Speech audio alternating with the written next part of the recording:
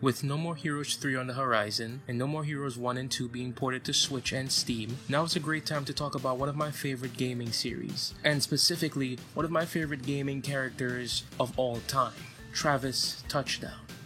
Suda51 is truly a man ahead of his time, even by today's standards. He takes what we know about gaming and twists it beyond our expectations. He creates rich worlds and characters that anyone can fall in love with. His writing for me is very similar to Hideki Sorachi, the Gintama mangaka. The two of these juggernaut visionaries have been able to not only create interesting, well-rounded characters, but also an extremely creative and engaging world that they reside in. I'd argue that Gintoki and Travis share a lot in common, but that's for another video. Back on the topic, Suda51's writing is so full of nuance that every time Grasshopper tries to recreate his magic without him being directly involved, it tends to fall short. But to be honest, I do like one of these games more than the other. I know what you're thinking. The tragedy of Travis Touchdown? How could a character so bombastic be tragic in any way? Well, allow me to explain. On the surface, Travis Touchdown is a lightsaber-swinging, badass killing machine with a hot French wife. In fact, the only thing tragic about Travis, at least in the first game, is that he's a broke, loser, otaku cringe-lord. Honestly, I don't know where to begin with Travis. No More Heroes has such nuance in its storytelling that it's really hard to even start putting these nuances into a cohesive order. But I'll try my best. So let's start from the beginning. Who is Travis Touchdown?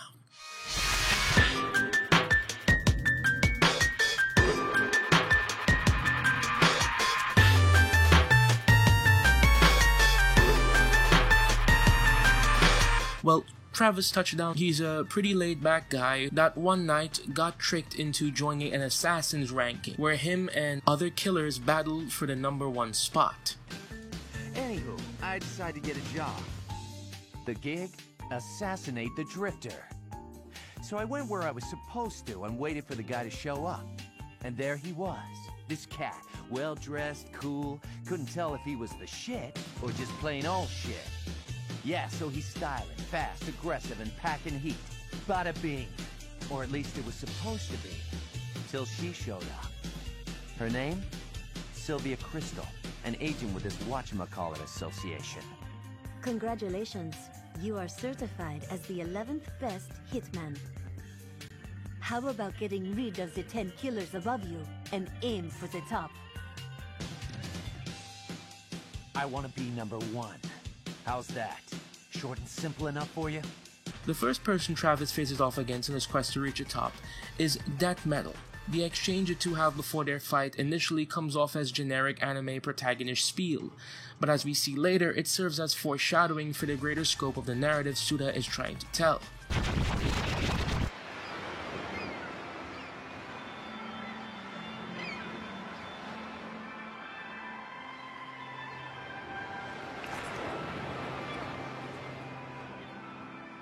Quite beautiful, wouldn't you say? Paid for with the lives of many.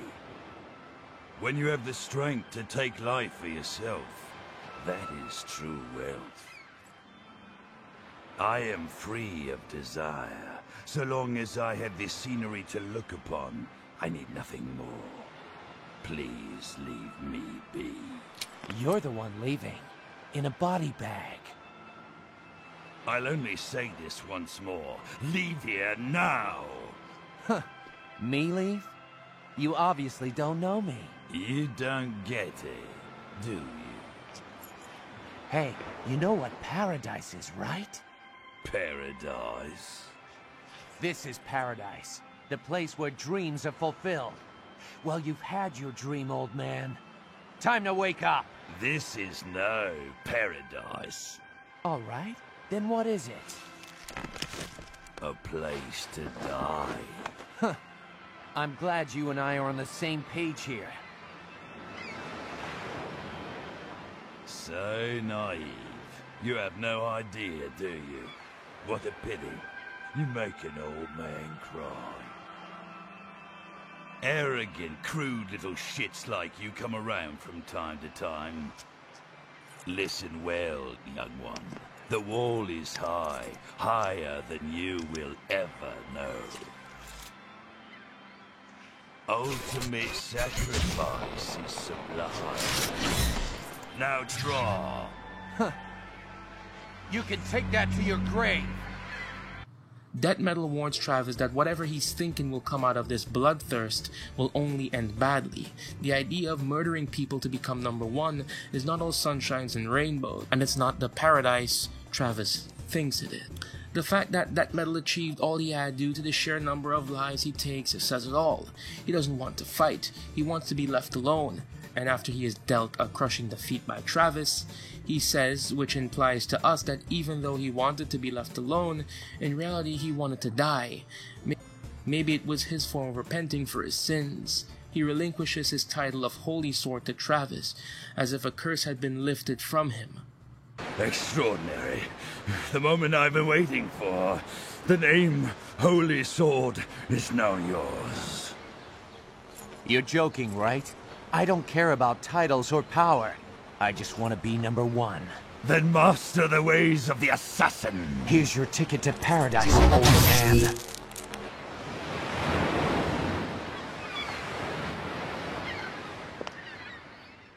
And when Sylvia makes her entrance, we learn that Assumption isn't far off. Travis's inner monologue during this fight gives us an idea of his mental state, as his words and actions constantly contradict one another. He regrets his rash decision of becoming an assassin, and he repeats over and over that he has to find an exit to paradise.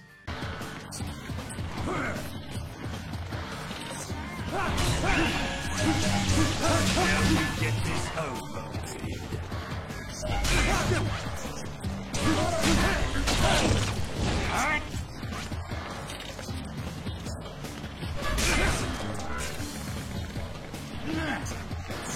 You'll never beat me.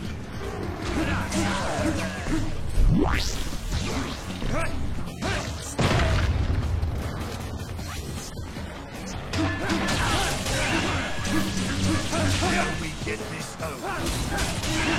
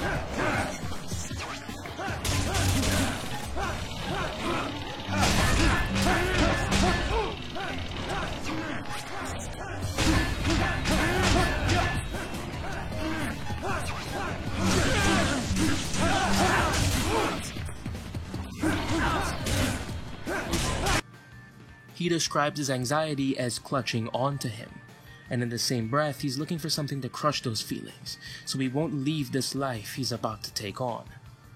Even after killing Death Metal, he remarks that he doesn't feel any sense of accomplishment. This is something that Travis continues to exhibit throughout the game. Travis and Sylvia converse. Travis plays around with the idea of not pursuing this life, but Sylvia unfortunately informs him that from this point on, he has no choice, as others will inevitably gun for his head even if he chooses not to fight. Travis is reasonably upset. He remarks that she set him up. He then, as if trying to find a benefit in this senseless violence, trivializes life. He vows that he'll become number one in exchange for sex with Sylvia. I'm not feeling the sense of accomplishment that I should here. So I just gotta do this a few more times, right? If you so choose, yes. And you will keep your promise? There is nothing the Association cannot do. And if I refuse? As the 10th ranked assassin, you are now a target for those who want to replace you. Anytime, anywhere, number 11 could be right around the corner, ready to put a knife in your eye. So what you're telling me is that I gotta continue fighting. There's no way out of this. You set me up, bitch. Quit your bitching and get with the program. There's only one road out of here. No turning back. Okay, how about this? If I become number 1, will you do it with me? Maybe. Maybe not. Come on, just once. We move on to Listen to my song. Travis strikes him down as expected, but he's still not fully accustomed to the life of a killer. Sylvia remarks on this after the fight. Congratulations. You are now ranked number 9. What'd you expect? Wait a minute. Are you getting a little sentimental? Still green, aren't you? You know this is only the beginning. Call me when the next one's arranged. Why wouldn't he be? Taking the life of an old man who was so stuck in his ways that he couldn't turn back, even though he desperately wanted to. My ex-wife called me the other day, and I met my daughter for the first time in 10 years. We dined at a fancy restaurant, one of those that are impossible to get a reservation for. And then afterwards, karaoke. Who got you the reservation? The association took care of it, of course. What's important is not the fact the reservations are hard to get. In fact, no one gets reservations. The words reservations only apply only to those outside of the circle. It's getting into that circle that matters. And the food, good? Unfortunately, the atmosphere was a facade. Not once did my own daughter look me in the eye. Oh, the food tasted like blood. You're a junkie for blood, old man. Sadly, I can't disagree. There's only one way to live. People like us, we're sharks attracted to blood. You smelled blood too, didn't you? Isn't that why you're here? You got it, old man. And for some reason, I feel this sense of euphoria. Don't die on me too quickly. I want to gorge myself on this sense of fulfillment till I vomit. Man, this is what I live for. Fighting your own kind. Nothing's more gratifying. See you on the other side. Next song I sing, I know my daughter will love. Won't you, darling? Better practice my rap. Rap with me, Jennifer.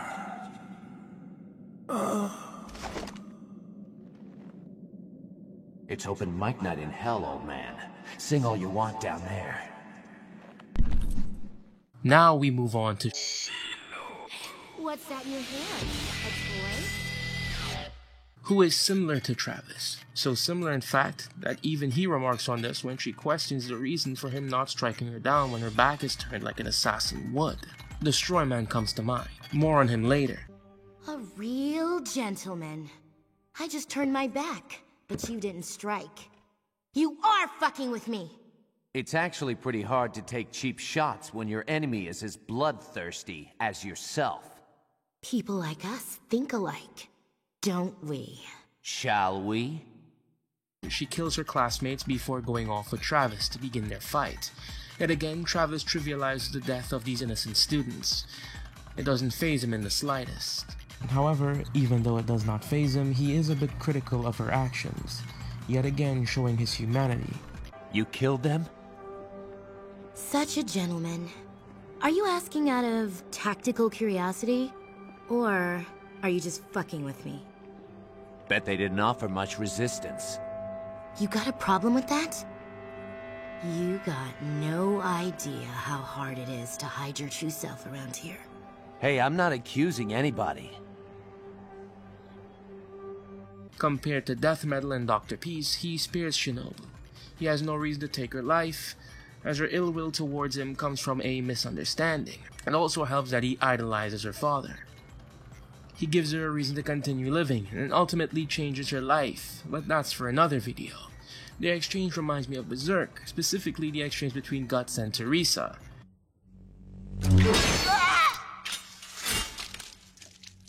What are you waiting for? Finish me! Finish you? Don't look at me like that! Don't! I think there's been some kind of misunderstanding.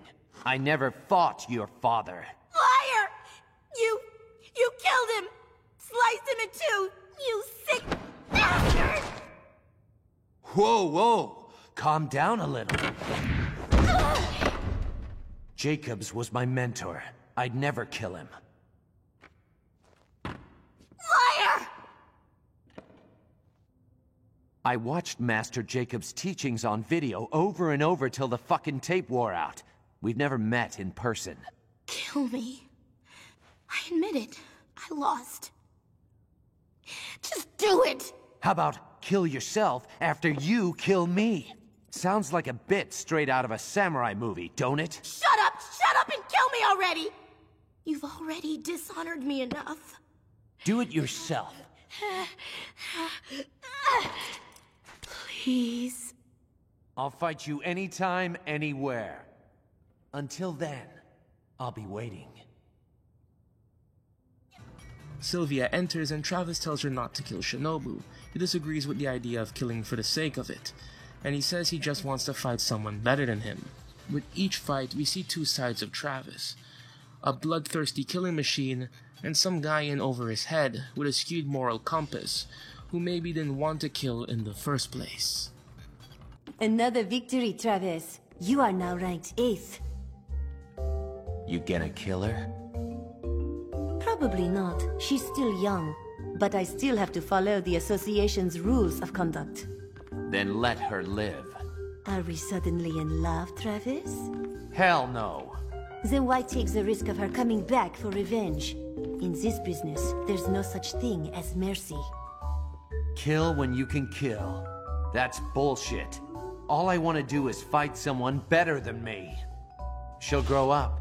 Why not kill her when she's stronger? Yeah, then I'll kill her. You are sick. So are you.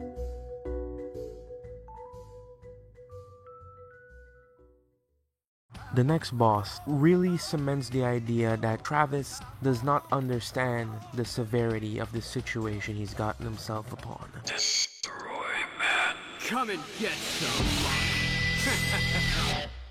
Destroy Man touches on Travis's naivety. Travis essentially turns his back on his enemy, something a cold-blooded assassin would not do. This fatal error could have ended Travis's life. Oh man. I thought I wouldn't make it here on time. Had to take care of some customers that filed complaints. My apologies. So much to do with so little help. Yeah, I can't stand these people with all their nonsense complaints. They think they can just say anything. It's crazy. But anyway, I'm here. I made it on time. That's the important thing, right? I take it you're Mr. 8? You? You're ranked? Not me. Well, actually it is me. Oh, that makes sense. Never mind then. We've got a job to do. But first I need some time to get ready. Would you mind turning the other way? I need some privacy. Privacy? Yes. I need to prepare. Whatever. Don't mind me. Pretend I'm not even here. I just need you to look the other way for a second. A second? Yes, just a split second. I don't think it's too much to ask. Deal? Then we can get on with our fight? That is correct. All right. Ah!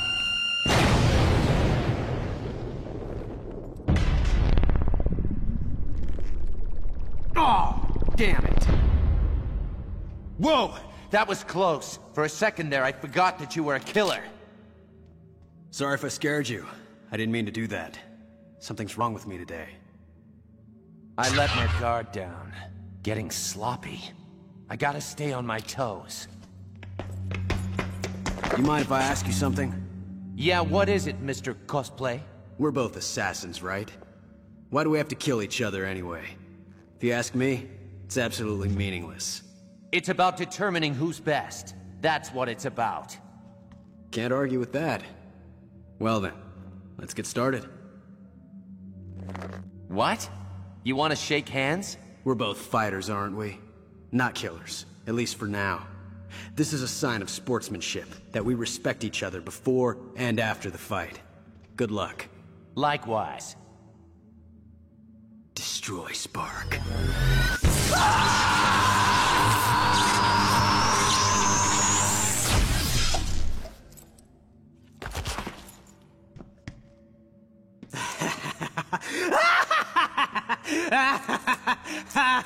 Oh, this is great. Is this guy an idiot or what? Is this a joke? You fell for the oldest trick in the book. Oh man, you are something. Oh, this is the best.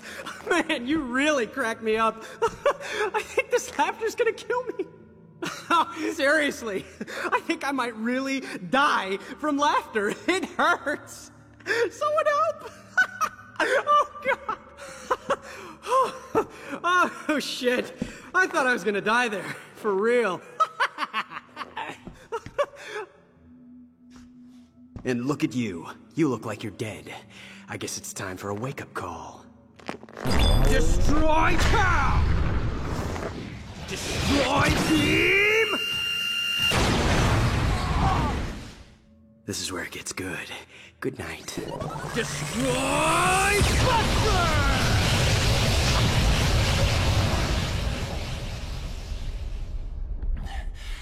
That was quite a move. I'll admit you've got potential. If Challenge had a taste, you'd be quite delicious. Fight for the 7th? Yeah, sure.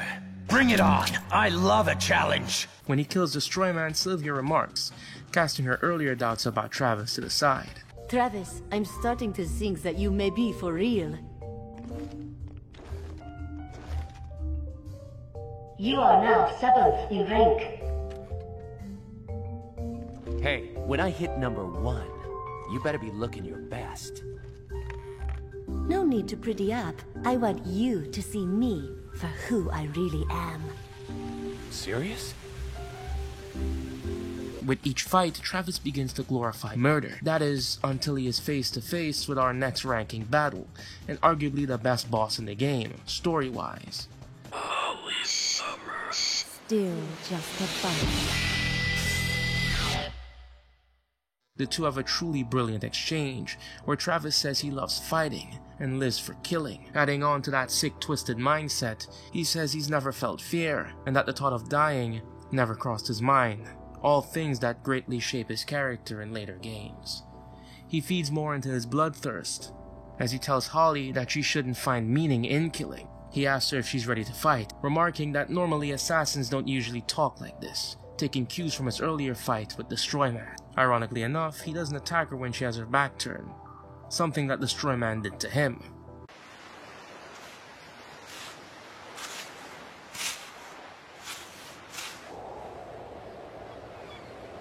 Do you like fighting? Yep. Do you like killing? Live for it. Do you like fear? Can't say. Never felt it. Do you accept death? Death? Never crossed my mind. Death is the only truth. You are still a mere butt. That's not a good thing, you know. Seeking meaning in everything? Especially killing. That's a bad habit among smart little girls these days. Come closer and you will understand everything. I'm ready. Anywhere, anytime. Just your ordinary assassin. Such a disappointment. Are you in the mood yet? Normal assassins don't shoot the shit like this. They see their target and kill them! Upon defeating her, Travis opts out of killing her. She chucked this up to him not being able to kill women, and at this point in time, that might be true. Holly marks a turning point in Travis's character. He begins to value life a lot more, and realizes that glorifying death isn't something he wants to continue doing.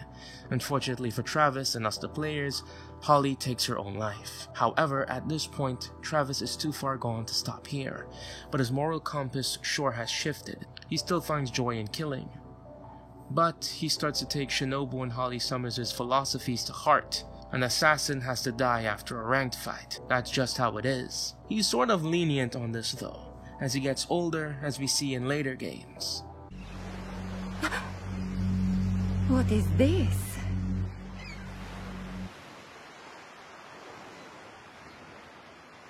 This is not mercy. You can't kill a woman. Pathetic. If you can't kill a woman, you are less than a thug. You will never make it to the top. That's okay. I seem to have a thing for stupid, pathetic men like you. I can accept defeat if it comes from your hand. I will let you in on a secret. Assassins must die when they lose. Open your eyes and never look back. Promise, never forget me. Huh? Thank you. The moment you hesitated, I felt your embrace. Hold up! Academics like to fantasize too, you know. Wait! Number 6! No!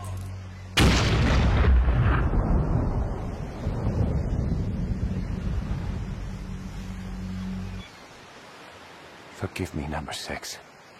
I never meant to shame you. What was her name? That is not important anymore. You're right. But I owe her at least that. Holly Summers, born in... No. Just her name. 7 bosses in, Travis is very different from how he was at the start of our adventure. Regardless of Holly Summers' impact on him, he's beyond the point of being able to stop killing altogether, or not enjoying the feeling of killing altogether. The big change is he no longer trivializes death. In fact, he's finally begun to understand the message Death Metal, Shinobu, and Holly Summers all stand by, and for the most part, were willing to teach him. Death is inescapable as an assassin. He has to finish what he started. It's far too late to quit. The 3rd ranked assassin, Fuck you, little prick. Speedbuster, killed Travis's master, Thunder Ryu, right before his very eyes. The cold world of the assassin and Santa Destroy has taken something from Travis, similar to how he has taken from the assassins before him. Karma, if you will. Master! Stay back! This one's mine! So back off! What? A cat? You frightened me for a second, kitty. Master!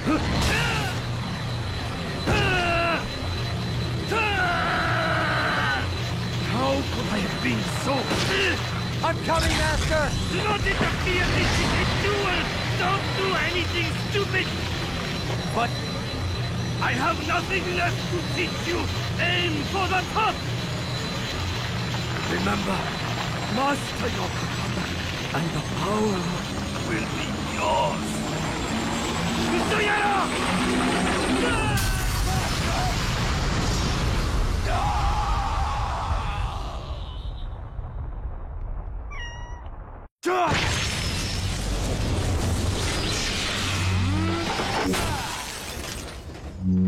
Pretty good, boy. Damn right. I'm an apprentice of the Master. Thunder Liu. He was a good man, and I hope one day you'll be as good as he was. Count on it. A little present for you. Farewell. And good night.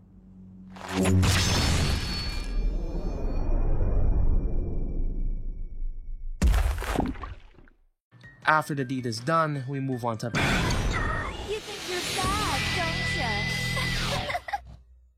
Charlotte Birkin, a kill that would come back to bite Travis in the ass, like many others. The exchange between the two just shows the stark difference between her and Travis. Travis views her as a perverted killer, not an assassin, while Batgirl says they're one and the same, and that Travis has no right to look down on her, and to an extent, she's right.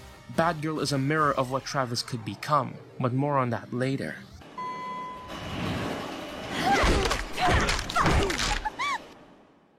This is insane! Phew! What a day. I need a drink. So fucking thirsty. Hold on a sec.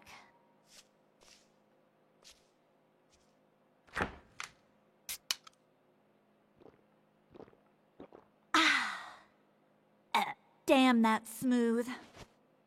I feel alive again. Want a drink? I'll pass. Pop quiz. Why am I such an angry bitch? Seriously, no matter how many I kill, it's all the same. They're all going to pay. Yeah, with their fucking lives. You're a bad girl. You have no right to look at me like that. It's just a job. The daily grind. You're no assassin. You're just a perverted killing maniac.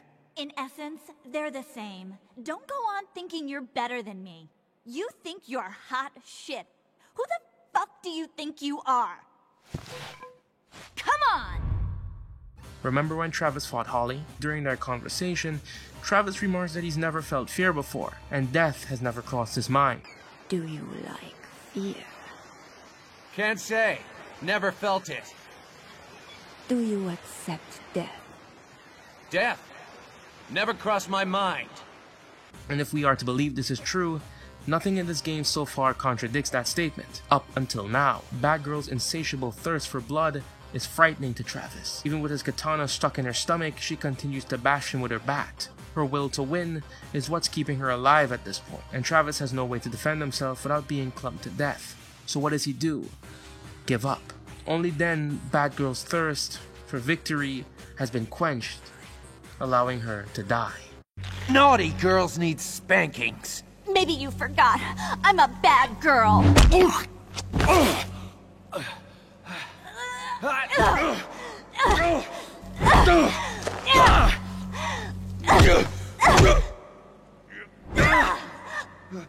I won't lose. I will never lose. I give up. You win. Yes, I've won.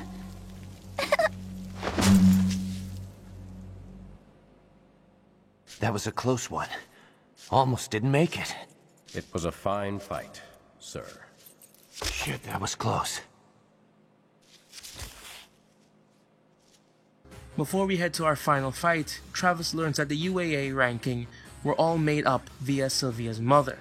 This fact infuriates him. The idea of taking lives for no reason is genuinely sickening to Travis. But as Sylvia's mother states, he has to finish what he started. And she's right. To stop now would be an insult to the lives of every one of the assassins that he's killed up until this point. Why didn't I call this number in the first place? Hello? Hello? May I ask who's calling? This is the Assassins Association, right? Look, I gotta talk to you about... Oh, dear. She's done it again, hasn't she? Hey, are you listening? Excuse me for asking, but are you by chance an assassin? Whoa, don't tell the whole world. Then you have been had, sir. You are not her first. What? Run that by me again. Listen to me. Do not get involved whatever you do. Listen, lady, I don't know what the hell you're talking about. Who are you anyway? Another sorry kid. And for the record, I am Sylvia's mother. Mother? Yes, you heard me. And there's no such thing as an association, or whatever you think exists. You're joking, right? Do you know how many people I've killed? She is a professional con artist. You mean a fraud? Are you telling me this was all just bullshit? She set everything up. Would you mind telling me how far this all went? I'm now second in rank. So, just one more to go.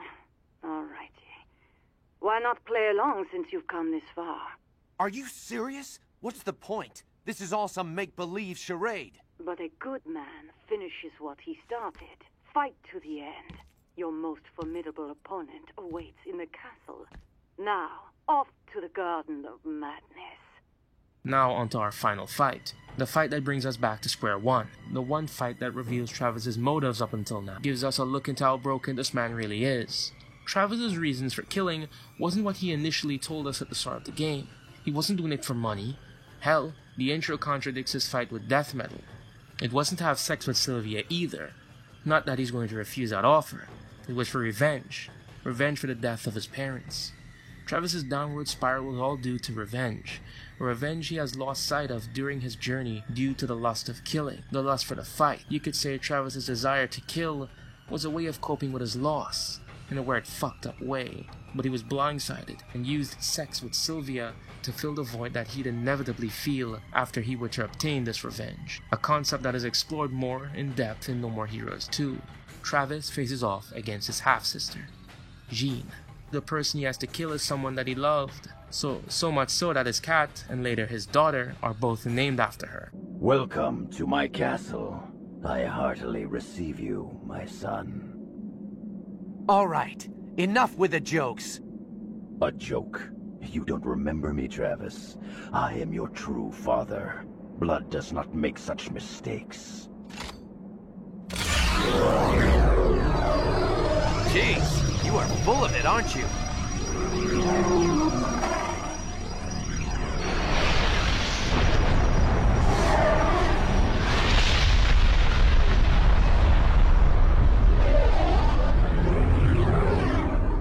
It's a good story, I'll give you that much. This is just another story. Even if you were my father, it doesn't matter. The only thing that matters here is who's best. Remember, son, engraved into your memory is the night when everything changed. I fell to my feet right before my son's eyes. Do you not remember this? In my deepest memories, I hear someone calling. I remember. It was a hot summer day. There was someone standing behind my father and mother. That person killed my parents. The face, I can't make it out. Who are you? Remember. Who are you? Try harder. I think I can see it. Almost. Do you recognize the face? Now I remember everything. Well done, son. She was the girl you loved.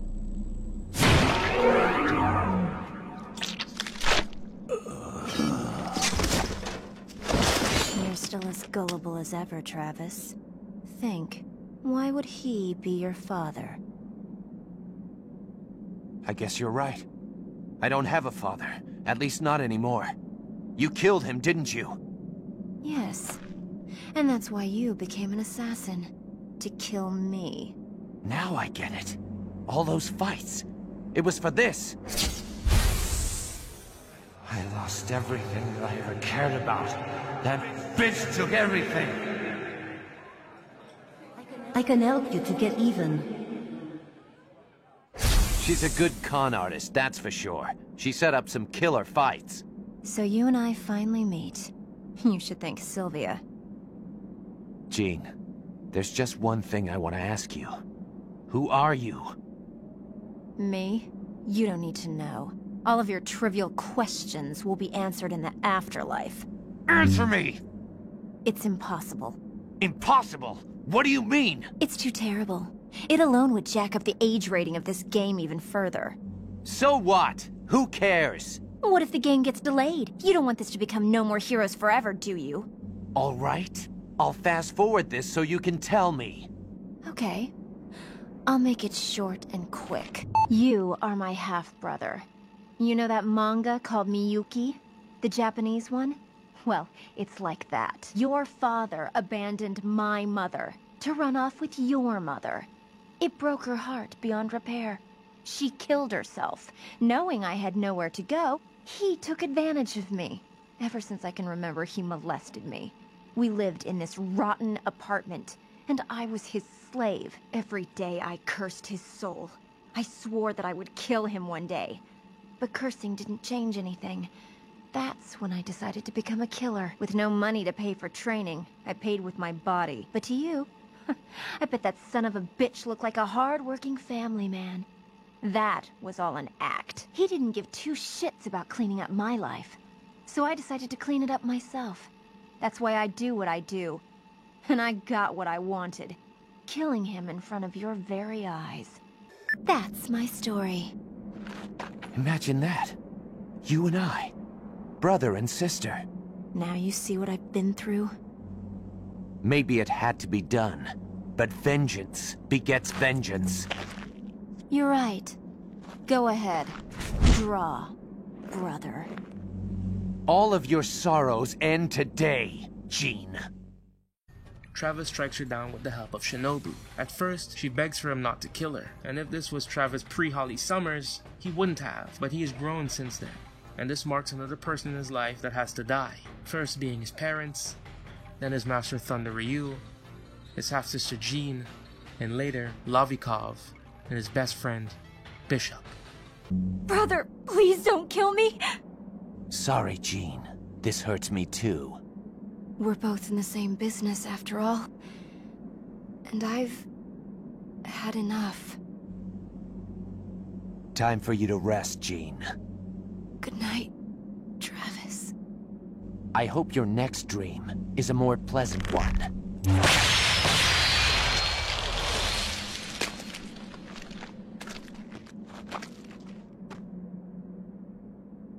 It's over. This is where it all ends. Right, Sylvia? It's safe to say that the entire journey has changed Travis, turning him into a different man, and giving him a new appreciation and value for life. Not only his life, but the lives of others whom he holds dear. Before, he would live his life without thinking about the consequences of his actions, something that will haunt him for games to come.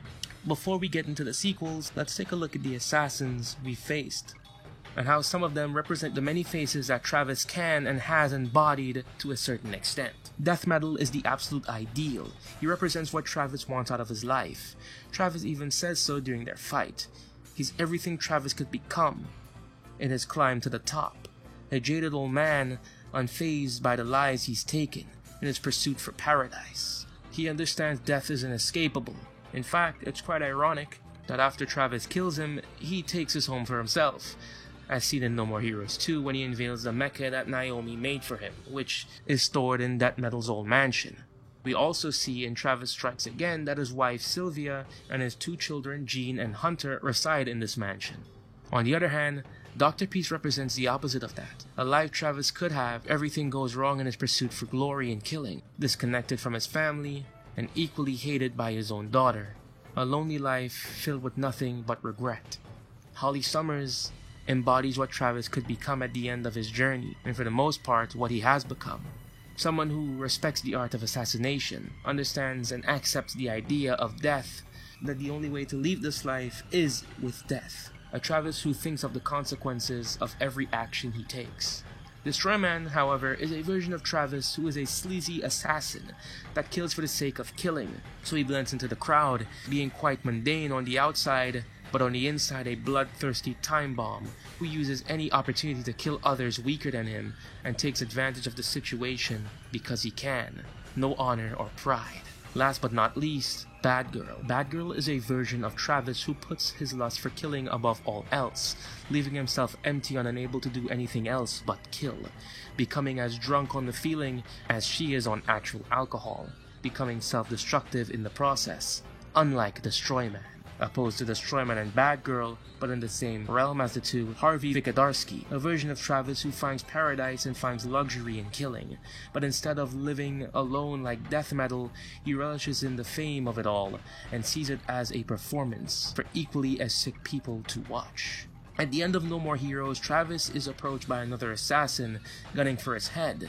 This continues into No More Heroes 1.5, which serves as a bridge to fill in the gap between the first game and the second game. It's finally over. Can't the guy get some privacy? At least when he's taking a dump? I'm afraid not. These fights don't work like that. It's time to die, Mr. First Rank. You gotta be shitting me! Travis is considered the hero of Stand to Destroy, but things quickly go from bad to worse when another friend of Travis is killed in the crossfire. Lovikov.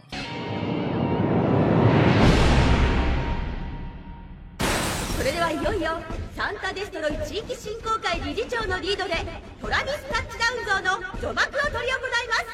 それではどうぞ。おめでとうございます。トラビスタッチダウン、全米殺し屋協会ランキング第1位の偉業を成し遂げた男。生粋のサンタデストロイっ子。サンタデストロイが生んだヒーロー。トラビスタッチダウンに盛大な祝福。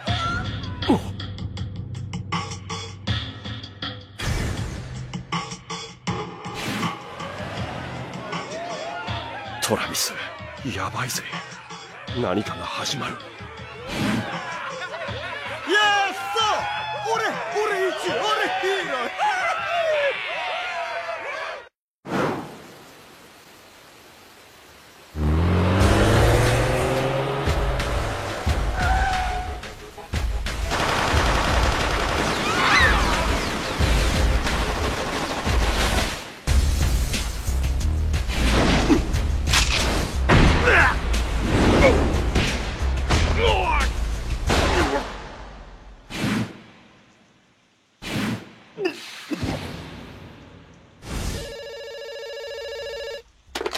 誰だ？トラビス、油断した。町を守れなかった。ロビコフ師匠、何があった？ありゃここじゃ見ない連中だ。向こうの都市から来たマフィアに違いない。うわっ！師匠、もういい、もう喋るな。連中の本当の狙いはトラビス、お前だ。俺が？黒幕も分かった。この町を破壊しようとしているのは師匠！くそ！椿、血に飢えてやがるぜ。この電話と同じように二度と喋れないようにしてやんねえとな。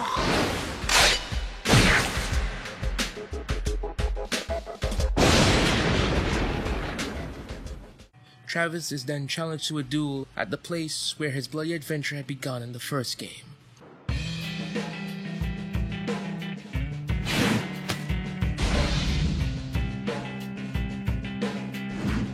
天使の死体が転がる街、サンタデストロイ。 With that being said, I think it's time we talk about the accurately titled No More Heroes 2 Desperate Struggle.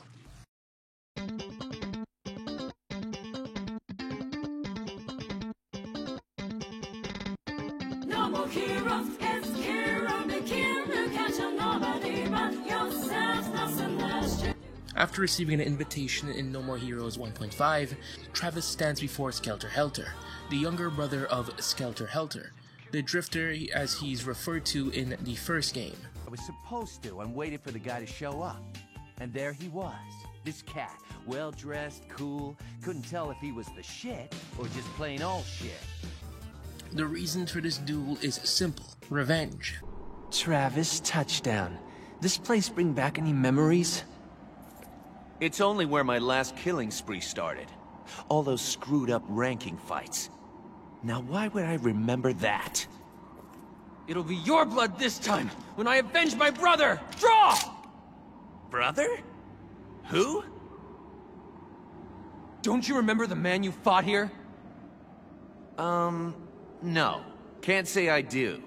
Guess he didn't make an impression. Must have been crazy weak.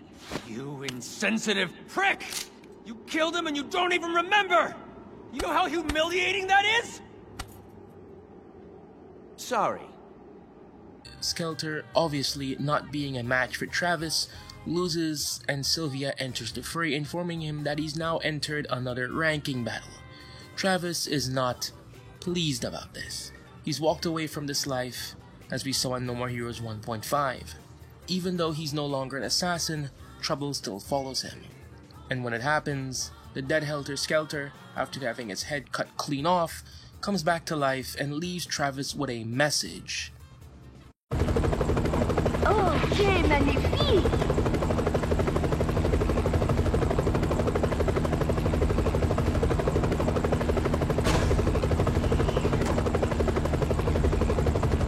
It has been a while, Travis.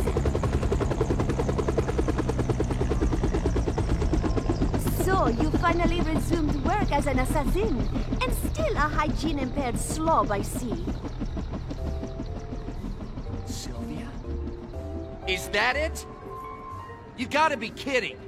I haven't seen you in 3 years, and that's the welcome I get? Hey! We're not done yet. I've got a message for you. Oh my, he is still alive.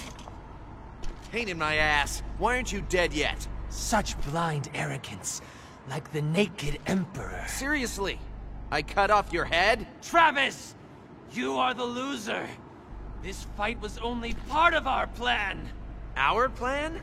I said I'd avenge you killing my brother, didn't I? Well, who's been a brother to you? What? Travis.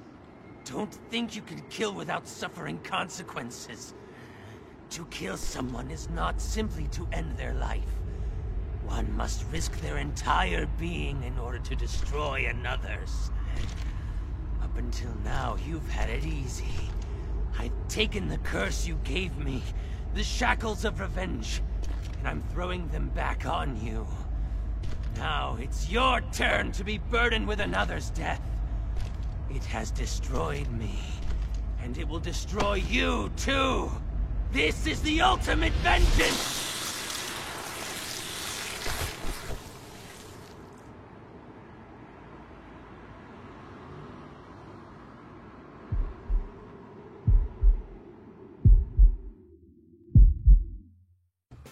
The Curse of Revenge, something Travis is all too familiar with. We cut to the video store as Bishop is assassinated, but the same thugs tried to kill Travis in 1.5. This is the last straw. Travis has lost so much. His masters, his sisters, his comfortable life, and now his best friend. Enough was enough.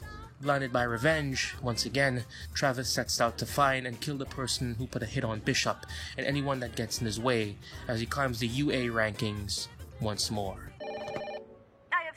The next ranking fight. Where are you? I don't care who the fuck it is. Just give me someone to fight. You sound passionate. What's gotten into you? Someone killed Bishop. I understand. Wait for me at Burger Suplex.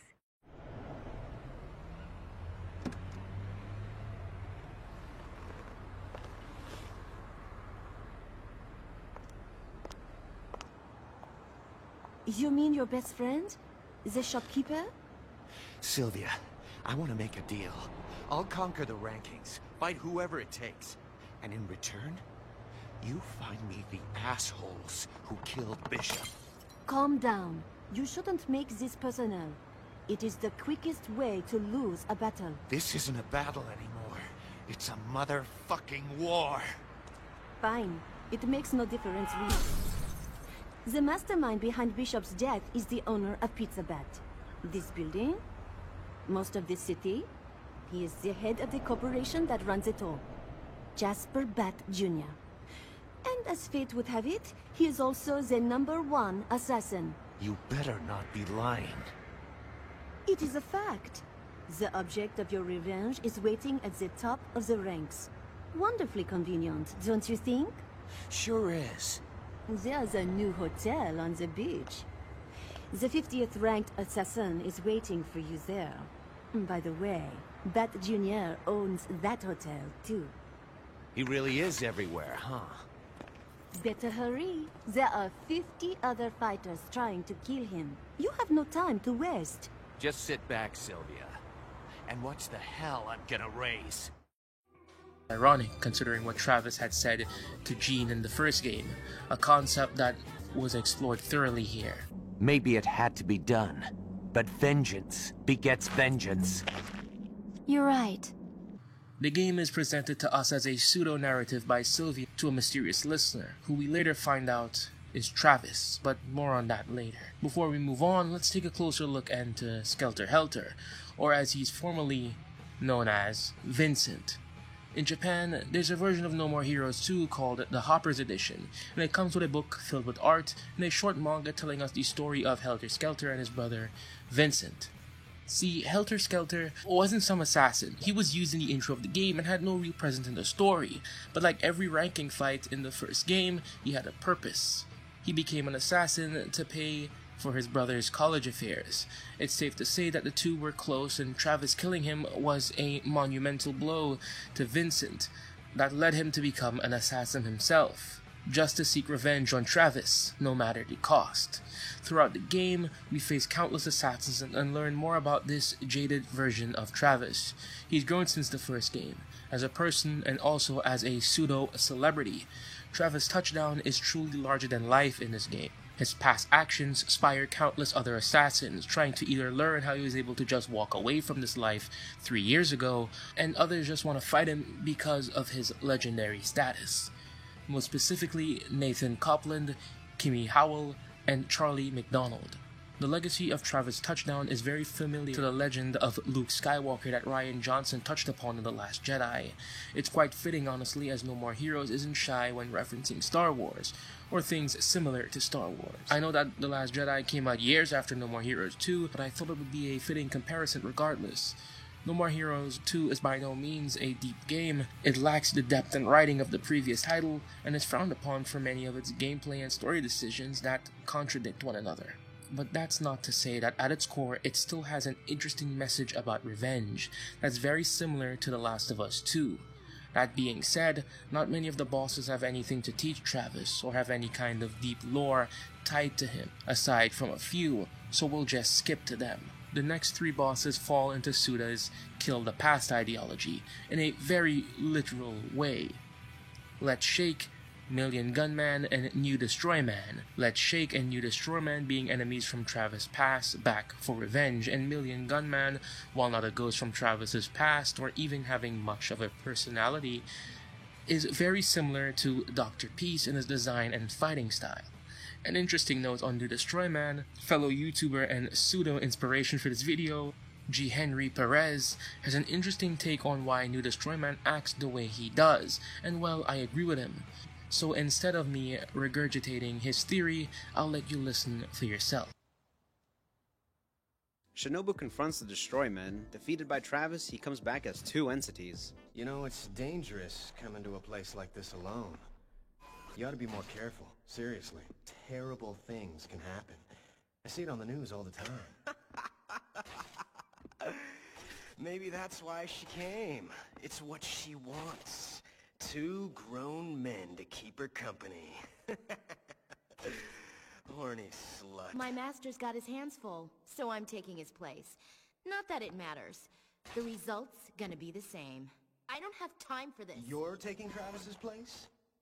Wow. I gotta say, I'm feeling pretty disrespected. Just shut up and fight. Oh, listen to this whore. Acting like she's some kind of femme fatale. Shut up and fight, she says. She's really pissing me off. Seriously. And she's so rude. Reminds me of my complaining customers. Now, Travis, he knew how to fight like a gentleman. Sliced me in half, sure, but he did it with grace. A lot of people say this was a cheap rehash of Destroy Man's mysterious character in the first game, how these 2 are literally just Destroy Man and Destroy Man that's a pervert. I mean, I did for a while. And don't get me wrong, it still is kind of cheap, but Destroy Man really did have 2 sides of himself working together before. He was very kind and patient when in his mailman disguise. Had to take care of some customers that filed complaints. My apologies. He was trying to get the upper hand, but wouldn't let it get in the way of his politeness. It's almost as if he's doing the other side of himself a favor, but still stuck to his current persona. I just need you to look the other way for a second. A second? Yes, just a split second. All right. Ah!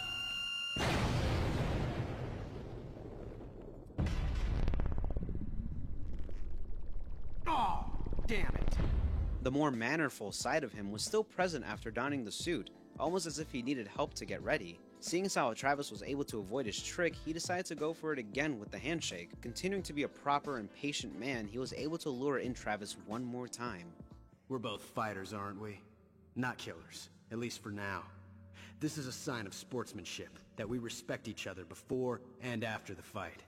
Good luck. Likewise. Destroy Spark. One could even say this grin was the moment that other side of Destroy Man took over entirely for the sake of the fight. After all, at this point he was completely cynical, obnoxious, and aggressive. This is great. Is this guy an idiot or what? Is this a joke? You fell for the oldest trick in the book. Oh man, you are something. Oh, this is the best. Man, you really cracked me up. I think this laughter's gonna kill me. Destroy pow! Destroy beam! This man had two separate sides of his personality sharing the same body. Now they are able to coexist through the miracle of cybernetic enhancements. Unfortunately, this new aspect of Destroy-Man's double life isn't given much time to develop and mainly consists of callbacks. We're gonna kill you twice over! Hell, I spent more time analyzing him in the first game again than I did for his return. But I suppose I wouldn't have reached this conclusion if it weren't for his depiction in No More Heroes 2. It just felt underutilized for this game, and we're left with probably the most frustrating fight due to its design and multi-level venue. Now, these three fights really have no real significance in the story. What they do convey, however, is the central theme of the game, Travis's past coming back to haunt him. It's a shame we don't fight New Destroy-Man as Travis though. I feel like that was a missed opportunity. But hey, he returns in No More Heroes 3 from the trailers, so I guess we'll get that dream fulfilled. Let's get to a fight that does hold weight though, Ryuji. Ryuji as a character has zero substance to him. He has no build-up, no backstory, but there's a reason for this. I'm a firm believer that Ryuji is a parallel to Travis.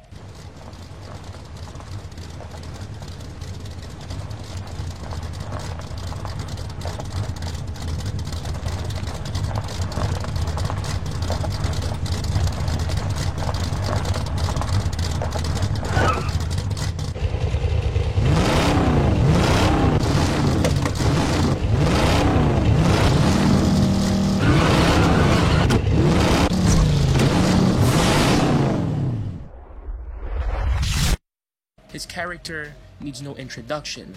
Essentially, we've been playing as Ryuji the whole time in Travis. They are one and the same. Ryuji's death, similar to Holly Summers, is another that has Travis forget everything within the moment. He spares Ryuji's life before he's gunned down and essentially shamed by Sylvia, a fate similar to Holly Summers.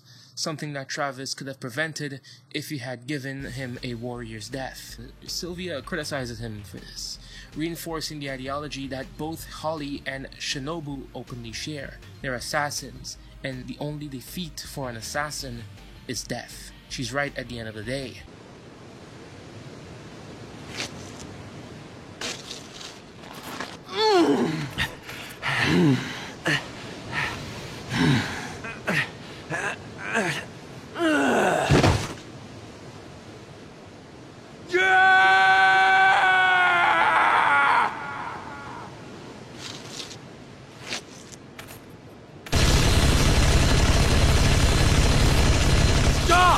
Stop! Why? You beat him. He had nothing left. I know that, but he was a true warrior, and you gunned him down like a thug. This is not some Pee-wee karate tournament, Travis. You do not play bows and go home. You are an assassin, and killing is how you win. But what? He fought honorably, so you want to let him live? So he can come back stronger and cut you in half? You are developing a bad habit. First that dumb schoolgirl, now him? Just finish the job, or we will do it for you. These fights are not a sport. Shit.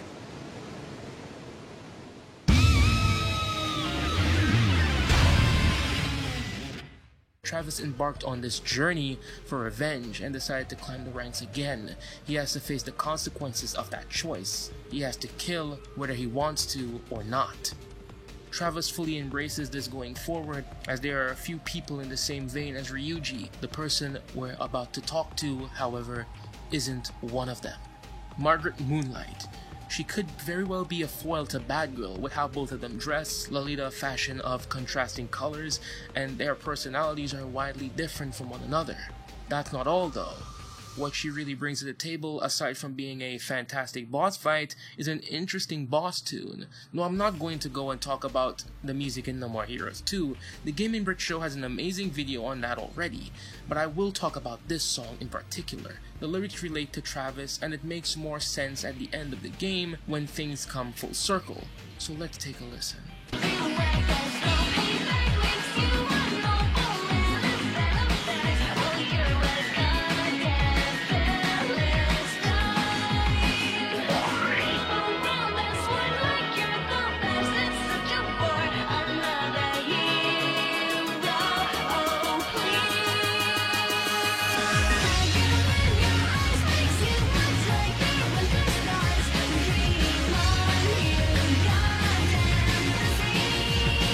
That says a lot about not only Travis, but the plot entirely. There's nothing heroic or noble about revenge. No matter how much Travis sees himself as a hero, revenge is generally frowned upon when it comes to heroics.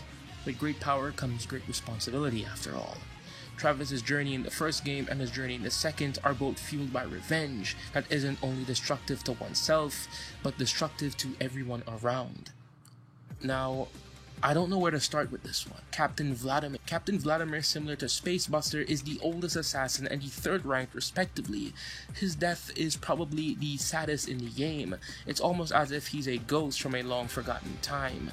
His name and character design could be a reference to Vladimir Konrov, the first Soviet cosmonaut to fly in space twice, who tragically died when his government failed. After the fight, Travis stops Sylvia from finishing him off. He doesn't want a repeat of Ryuji. It's a touching moment. It ends on a shot of Captain Vlad's broken helmet as traces of light gently sparkle. It could also be interpreted as tears of a man finally seeing Earth after a long time. A peaceful death, unlike his assumed would-be real-life counterpart Komrov, who was burned to death when his ship crashed on re-entry. Volk, my ship. It's over, Captain. This is Earth? Yeah. Welcome home. So, I'm finally back. After all this time. Fresh oxygen. Blue sky. Beautiful as I remember. Glory to the Soviet Union. Just leave him alone. Let him rest in peace. We must dispose of the remains. It's policy. Screw your policy. He's back with the Earth after who knows how long. You're not gonna suck him up with your damn vacuum.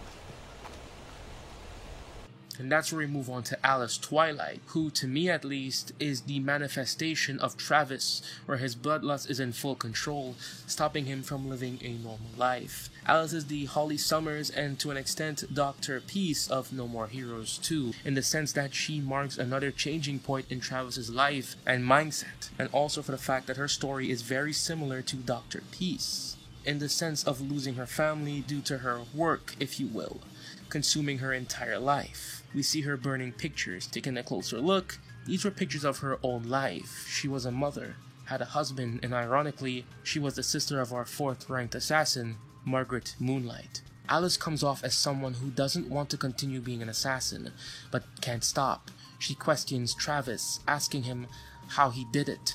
She also reveals the reason for Travis's fame is not because he's ranked number 1. It's the fact that he walked away after achieving the rank of 1. That made him a larger-than-life figure to most in the Garden of Madness.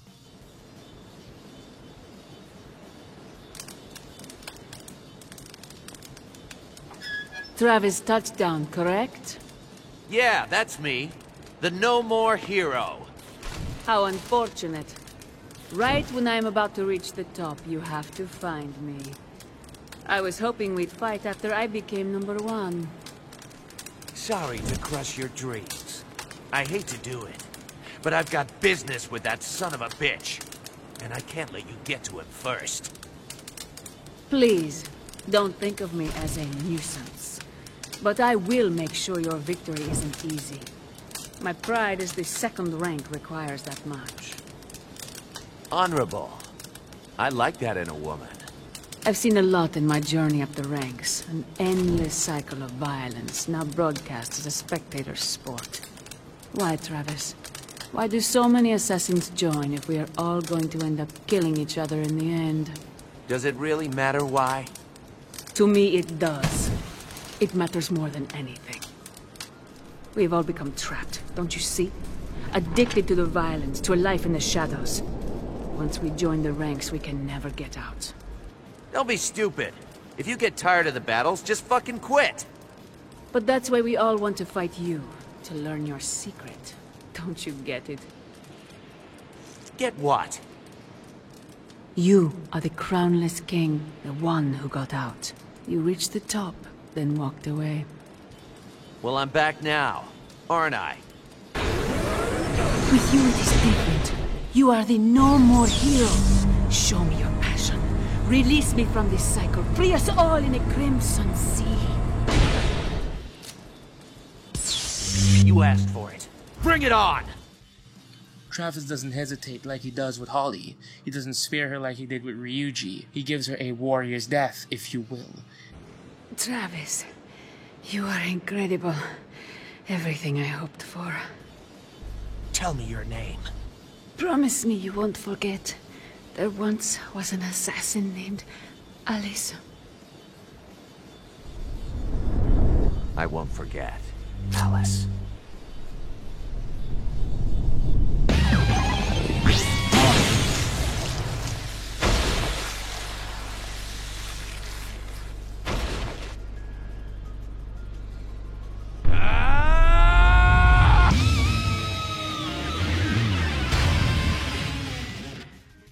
Sylvia! You are now officially ranked second.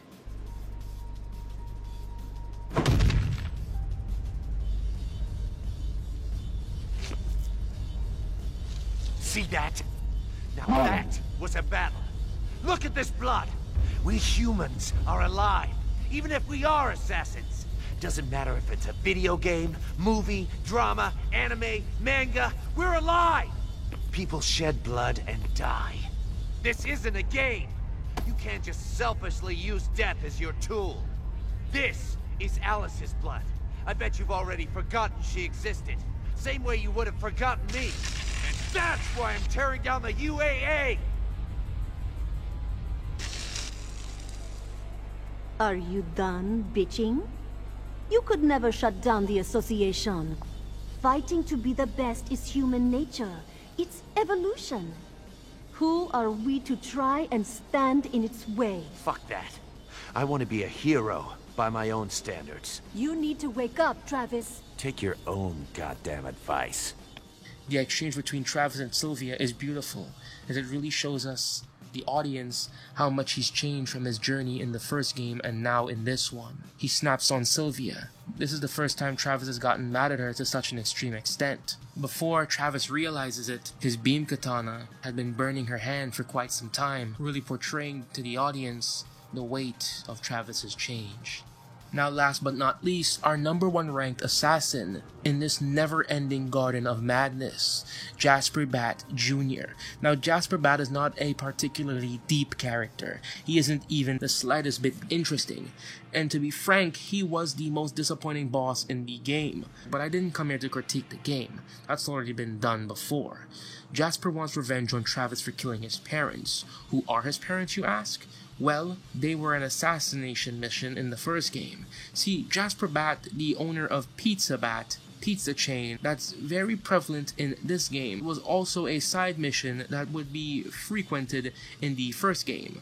Let's ignore the fact that in No More Heroes 1 it was called Pizza Butt. What Jasper does is tie not only the game, but the ending of the first game together with a nice little bow on top. Jean's quest for revenge, bleeding into Skelter Helter's quest for revenge, igniting Travis's quest for revenge as it comes full circle in Jasper Bat's quest for revenge. Bat explains to Travis what we already knew, and what Travis has failed to realize all this time. There's no walking away from this life. Actions have consequences. Bat reveals the heads of the family Travis left behind: Sylvia, Henry, and Shinobu.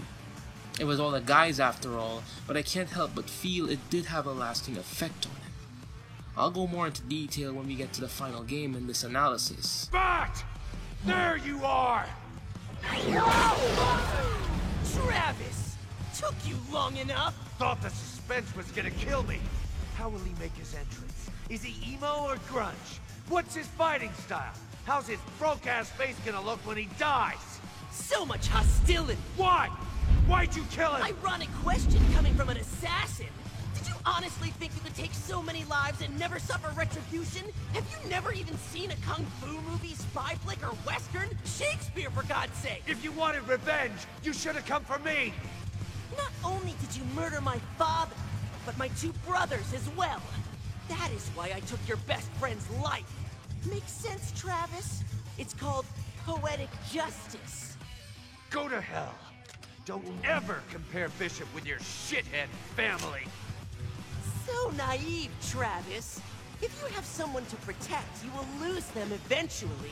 See for yourself.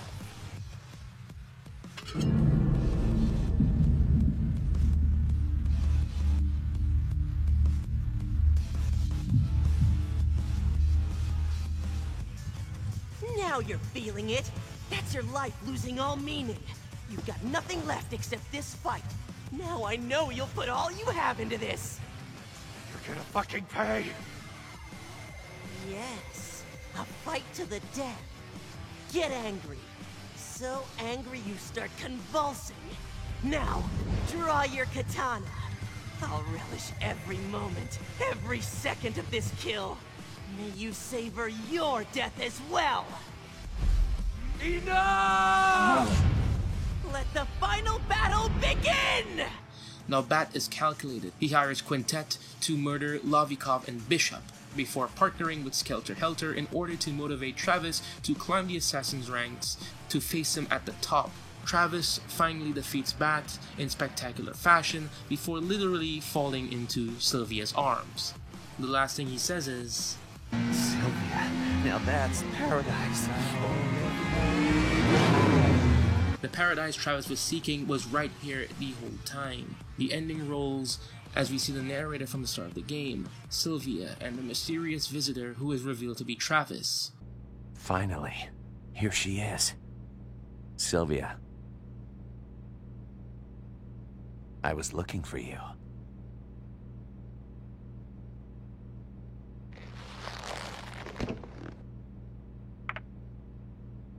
My eyes. Can I open my eyes? Yeah, it's real. Let's go home. Santa Destroy needs us. Travis, my no more hero.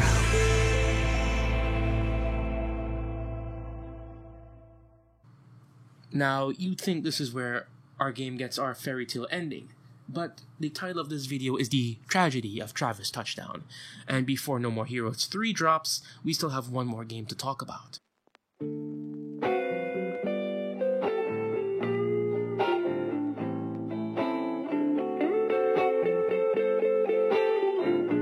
Travis Strikes Again, No More Heroes is a game that is rich with meaning and story, but most of it isn't about Travis. No, the bulk of the story is about Suda's time in the video game industry, his origins, his struggle. I could go on and on about it, but this is a video about Travis and not the series as a whole. If you do, however, want to know more about this, please check out G. Henry Perez's video, Deadly Individualism, Travis Strikes Again. It's a very informative and well put together video. I'll leave a link in the description. Travis Strikes Again takes place 7 years after No More Heroes 2.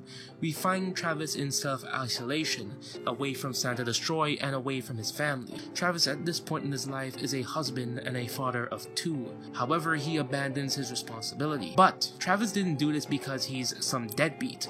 It's quite the opposite. Travis's self-isolation was for his family's sake. Travis can't just walk away from this life as an assassin. There's far too much blood on his hands, and if that wasn't enough, the larger-than-life title of Hero has attracted assassins from every corner, all wanting a piece of the pie. Travis spends his time playing video games in his self-isolation before he's ambushed by Badman, the father of our dear Charlotte Birkin, Batgirl. I feel like it would be redundant at this point to mention that yet another ghost from Travis's past has come back to haunt him, but here we are. So Batman, as you guessed, wants to kill Travis for killing his daughter.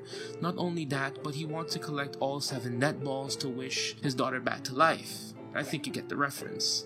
The death balls are essentially rare, never-before-released video games that go along with Travis's Death Drive Mark II. The two end up getting sucked into the machine as their stories continue, beating each game and then going on a search for the other, rinse and repeat. Now on to Travis's story in this game. Travis has changed a lot from No More Heroes 2. He learns a lot about himself and ultimately comes to terms with his actions. Each boss leaves something with Travis and helps him come to the answers he was avoiding when he embarks on this journey of self-isolation. So let's talk about that. One more thing before we get started on the bosses. Let's talk a little bit about Dr. Juvenile, the sister to Dr. Naomi, the genius behind Travis's artillery. She is the creator of the Death Drive and its games. She's a pseudo-guide throughout these worlds, and her story and Travis's reach a conclusion come the end of our story. More about her significance later. The first boss we encounter is Electric Triple Star, a hero to Travis and a great start to the game, as he kind of mirrors a lot of Travis's life now. He asks Travis why he fights. Travis remarks that it's simply his bloodthirst. Fighting gives him a rush. They talk about family, and this is where the mirroring hits hard. Electric Triple Star is a hero, not unlike Travis. A hero that is larger than life itself. Electric Triple Star could not protect his family. A fear Travis has, I'd say, is what drove him into his self-isolation in the first place.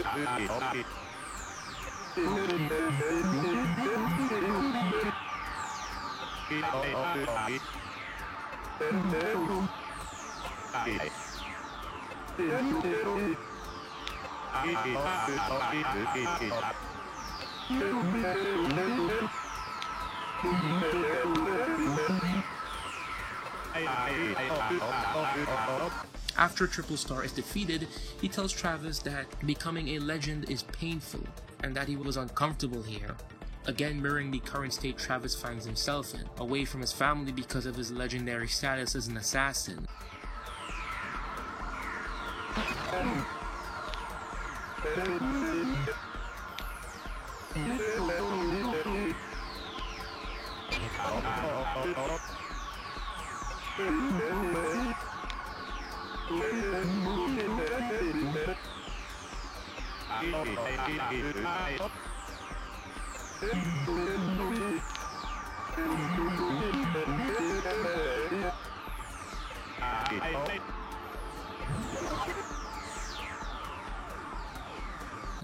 After the fight, Travis is back in his trailer reflecting.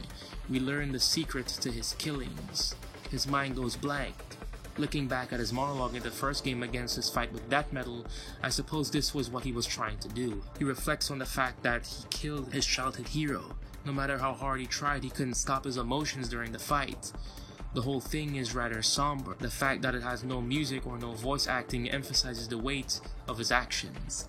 It serves as great development for Travis, development that's sprinkled throughout this game.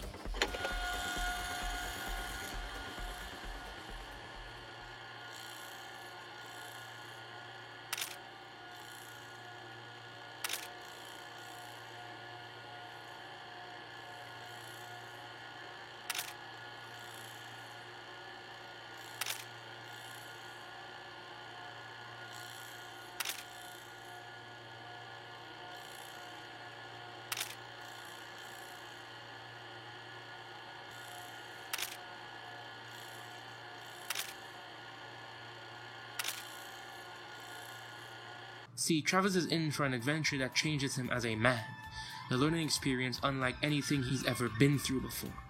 With that being said, let's move on to our second boss, Mr. Doppelganger. When Doppelganger meets Travis, he remarks that he's a killer. Travis is upset at this statement. He calls Doppelganger a murderer. To most, it would seem like nonsense. Murderer? Killer? Same thing, right? Well, wrong. Sort of. I'll use the words pseudo-crafted to define the two. In No More Heroes, killers are always assassins, and most assassins in these games only kill people in these assassination ranking. They do not involve innocent people in their bloodshed. Some, not all however, as we see with Destroy Man, Pizza Bat, and the like. The words can be interchanged in most circumstances, but they are not entirely the same thing. That aside, let's talk about Doppelganger origins. Doppelganger, formerly known as Patrick Granada Jr., is a video game character in the No More Heroes universe based off a serial killer in that universe who reigns rampant years prior to the events of Travis Strikes Again. Whether he's based off the real-life doppelganger serial killer in our reality, I don't know. He is, however, the adopted father father of our game creator, Dr. Juvenile. Formerly a social worker, Granada eventually lost his mind. After handling countless cases of poor human behavior, contrasting how hopeless the people in these cases were in comparison to the genius of his daughter, Juvenile, he became a serial killer, murdering thousands, including his wife, after she tried to kill their daughter. He did try to kill Juvenile, but for unknown reasons, he failed to, or maybe he couldn't bring himself to. After Travis defeats Doppelganger, he remarks on his life. Travis comes to the conclusion that Doppelganger is not a perverted weirdo or killer. He's just a murderer. He questions whether his soul is wandering looking for his daughter is some kind of atonement. But he shortly retracts this thought. He calls him an arrogant snob that just looks down on people. In my opinion, that mindset isn't too far from what Travis could have become, given his presence in No More Heroes 2, being this larger-than-life entity, this legend.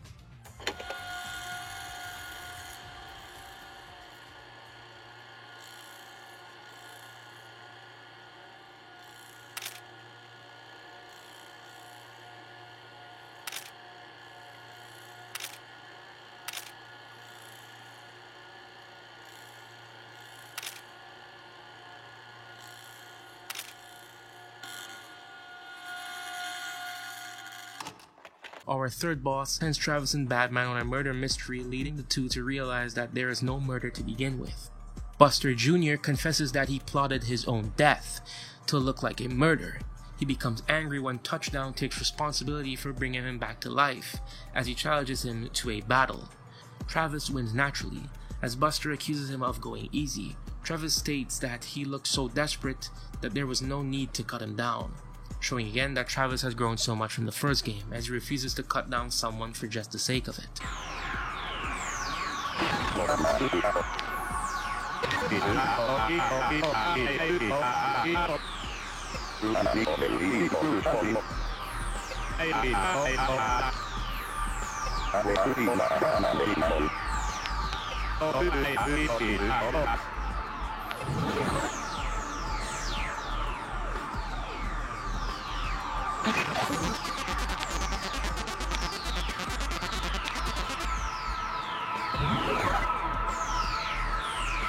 After the fight, Travis once again finds himself in deep thought. Buster Jr. seeks death. Travis finds it pitiful watching an old man struggle for a place to die. He ponders that the only atonement Buster Jr. could have gained was dying like a dog. Travis wonders if he could be like him, but he disagrees with the idea, calling Buster Jr. a real man.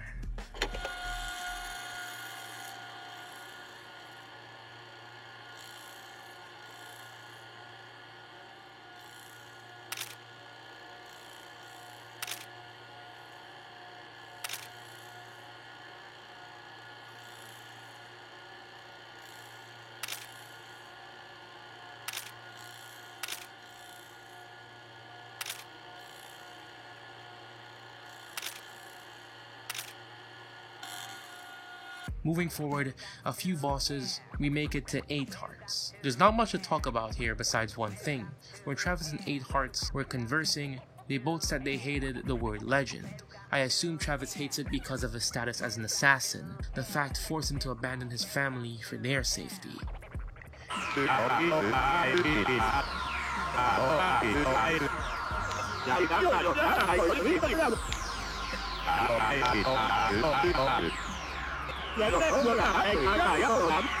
Moving forward a few bosses, Travis encounters Dr. Juvenile, Naomi's sister, and the creator of these death balls and the death drive.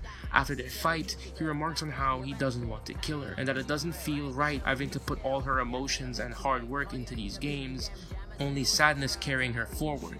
Maybe it's something Travis himself can relate to.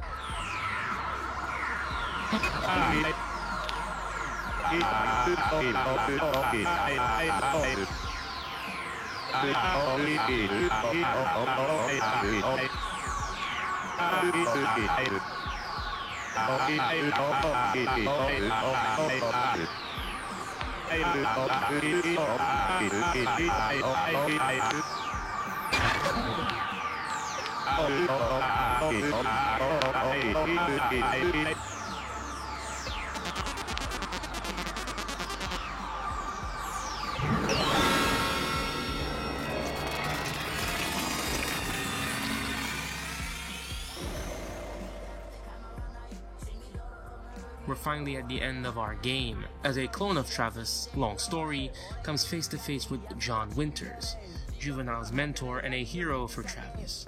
John has been living a peaceful life on Mars, and similar to Travis, he had become disillusioned with society. John offers to let Travis stay here with him on Mars. Travis ponders the idea. It would be perfect, the ideal life. However, Travis declines. He refuses to let himself just get rid of his baggage. With this, Travis's clone is killed. As we go back to the trailer, Batgirl is brought back to life, and Travis is reunited with Shinobu with a newfound determination. Having learned a lot about himself and finally going back to where it all started, to finally face his problems. Unlucky for him, aliens are taking over. In all seriousness, Travis Touchdown is a character that has a lot to offer, and I can't wait to see how Suda51 and Grasshopper are going to take him in No More Heroes 3. I hope you all enjoyed this video. This is Grim Toki, this has been Beyond Animation, and I'll see you in the next one. Peace.